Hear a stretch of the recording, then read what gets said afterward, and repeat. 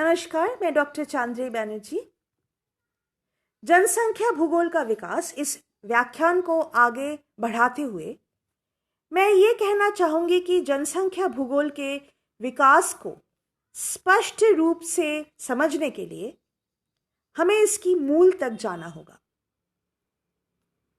भूगोल की एक स्वतंत्र शाखा के रूप में जनसंख्या भूगोल का विकास न तो अचानक था और न ही अप्रत्याशित। इसका मतलब मानव केंद्रित भौगोलिक अध्ययन के साथ साथ ही दुनिया के विभिन्न हिस्सों में और ज्ञान के विभिन्न क्षेत्रों में कुछ अन्य विकास हो रहे थे जिसने जनसंख्या भूगोल के विकास में मदद की। कोसिंस्की और क्लार्क के अनुसार, जो कि जनसंख्या भूगोलवेत्ताएं रहे हैं,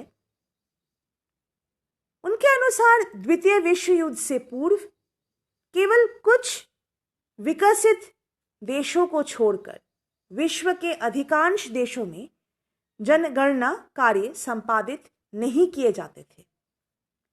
इसी कारण अधिकांश देशों में जनसंख्या संबंधी आंकड़े भौगोलिक विश्लेषण हेतु उपलब्ध नहीं थे।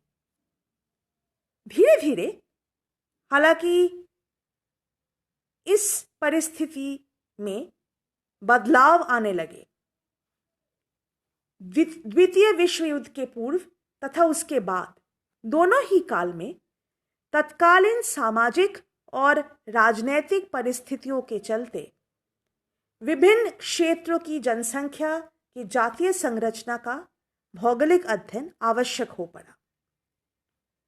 उस समय सरकारी और अंतर्राष्ट्रीय एजेंसियों के उभरने से पहले ही यूरोप में कई निजी एजेंसियां जनसंख्या आंकड़ों की संग्रह और संकलन से जुड़ गए। द्वितीय विश्व युद्ध के तुरंत बाद राष्ट्रसंघ के विभिन्न एजेंसियां भी इस कार्य में शामिल हो गए।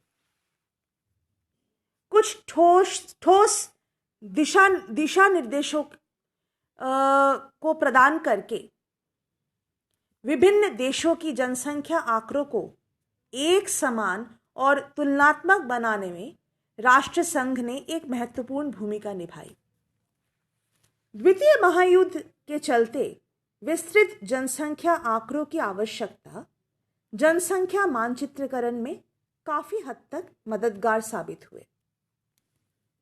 पूर्व में जनसंख्या मानचित्र केवल जनसंख्या वितरण प्रारूप और घनत्व तक ही सीमित था, पर द्वितीय विश्व युद्ध के बाद विस्तृत जनसंख्या आंकड़ों की उपलब्धता ने दुनिया के विभिन्न क्षेत्रों के जनसंख्या वितरण और घनत्व के साथ जनसंख्या के अन्य विशेषताओं के मानचित्रीकरण को भी संभव बनाया।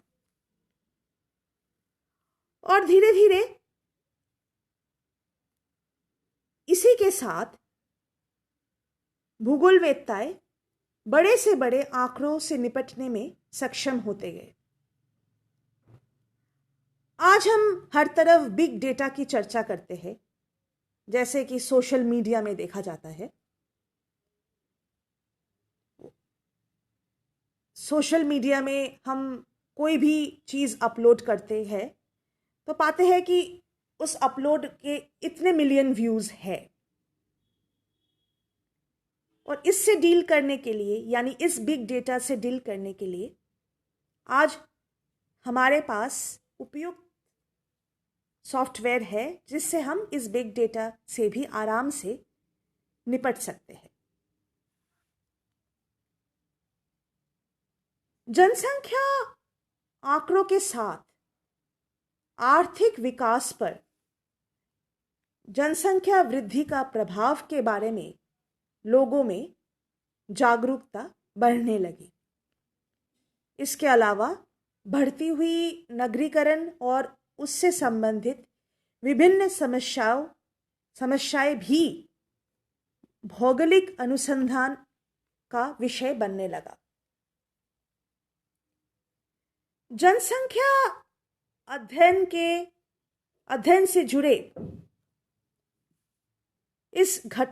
इन तमाम घटनाओं के परिणाम न केवल जनसंख्या भूगोल तक सीमित रहे, बल्कि इन घटनाओं का प्रभाव जनसंख्या अध्ययन से जुड़े दूसरे विषयों में भी देखने को मिला, जैसे कि जनसंख्या विज्ञान और